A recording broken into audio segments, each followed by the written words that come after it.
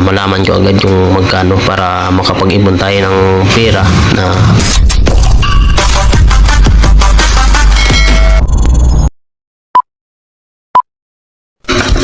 ito nga pala guys ay magpapagawa tayo ng guys, bangka na maliit lang para may sakyan-sakyan lang tayo pag gusto nating pumunta sa dagat. Kukuha tayo ng mga kung ano yung gusto nating may masakyan tayo guys. So ito na nga guys, at dumating na yung kukuha, sila yung gagawa ng guys.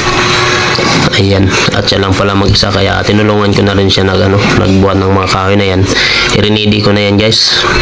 Ilinagay ko na dyan sa pangpang ng ilog para ayan niya, pagdating niya ay saglit lang namin kinarga yan guys. At ito na nga pala guys ay pauwi na siya para hindi siya maabutan ng mababaw yung tubig dahil sasayad yung nila, yung bangka niya.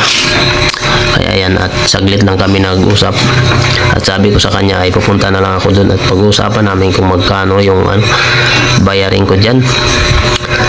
Ay hindi ko rin alam kung magkano yung nila, yung singil niya sa akin, kaya pupunta na lang ako ron para malaman ko agad yung magkano para makapag-ipon tayo ng pera na pambayad sa kanila guys.